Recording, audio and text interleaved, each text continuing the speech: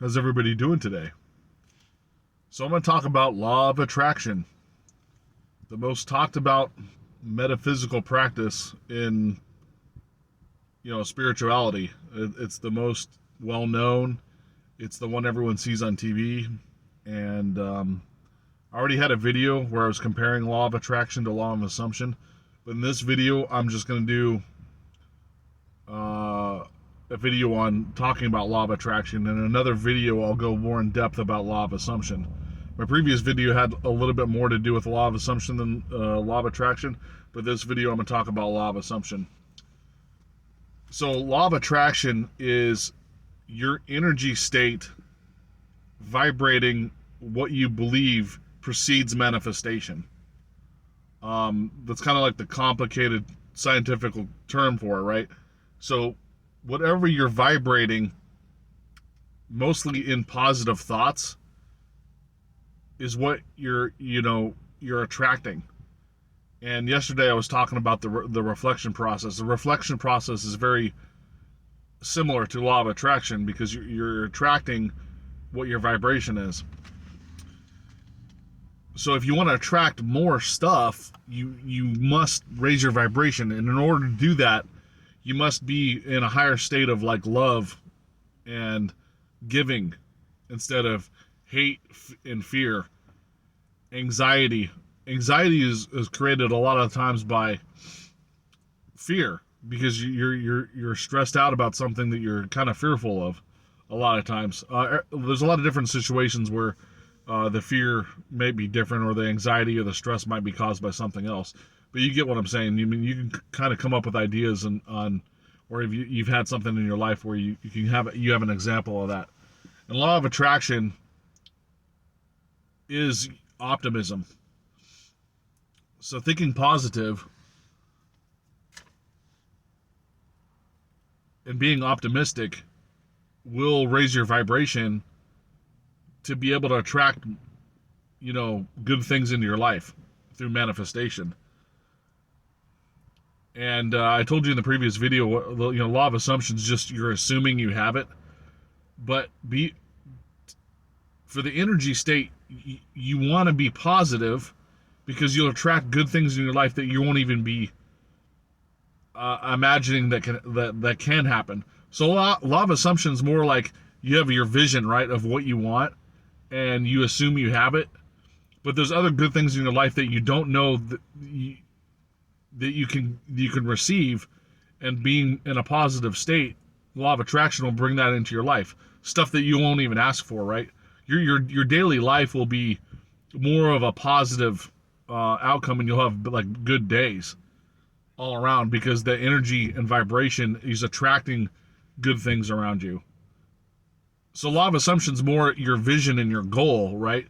But law of attraction is your positive state is bringing good things into your life, like every step you take, right? Like you go into work, the people around you will be positive to you, or you go home, your family's positive to you, around you. You're just in a higher state of energy where you're attracting good things.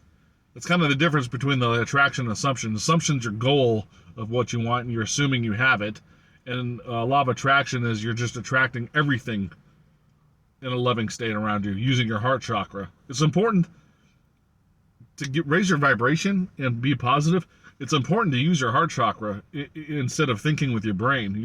Your brain is the fight or flight ego reaction, right? But when you think of things through your heart, your morals and ethics come into play, and your intentions are good. And your heart energy is way, like I said before, your heart energy is way more powerful. The heart chakra in decision making, and that's why we always have that saying that's like, oh, that kid has a lot of heart, because it's literally the heart chakra energy is what he's using to operate his life.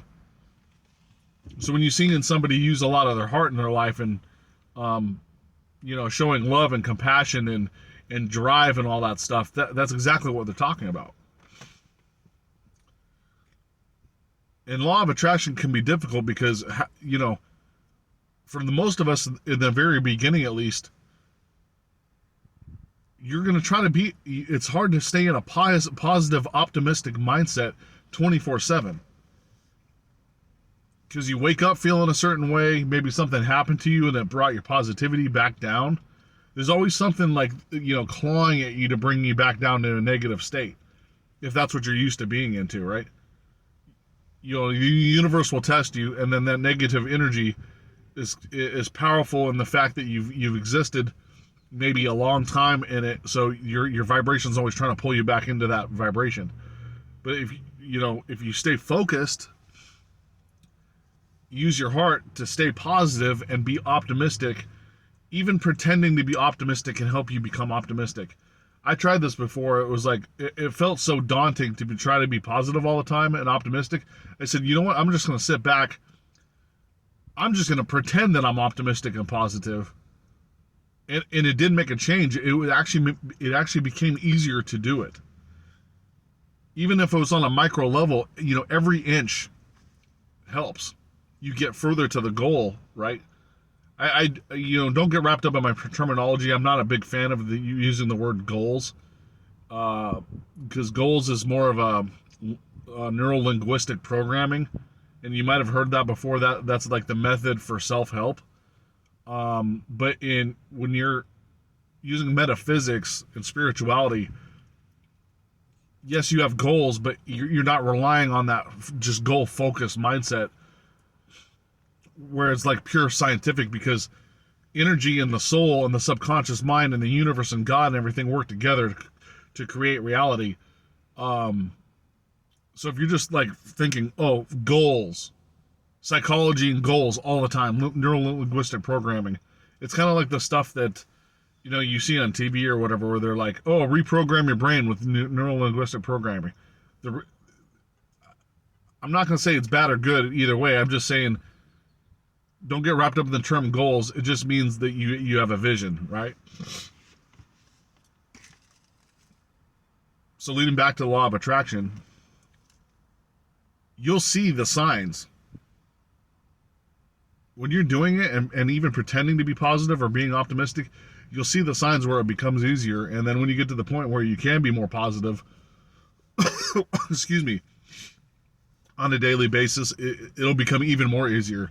Remember, like, when you practice this stuff, the vibration, your vibration raises to a higher level of positivity,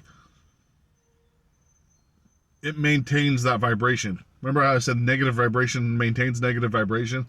If you're always in that state, when you're in positive, it just becomes easier to stay in that, that vibration. If you're in an airplane and you're climbing up to altitude and you got cargo and stuff, the plane is using a lot of effort to climb up to its altitude, but when it reaches its normal altitude, it flies flat or straight very easy, and even easier going downhill, right? So the effect of like pulling cargo up a mountain or up in altitude, it's hard going up, but then when you get in the flat area, it's easy to maintain, and then downhill it's even easier because it just goes off by itself, right?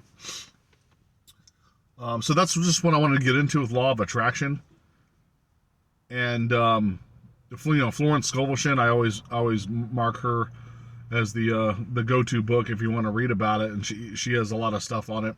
And that's who I learned from initially. If you want to read more about law of attraction, but that's what I wanted to tell you guys today about it.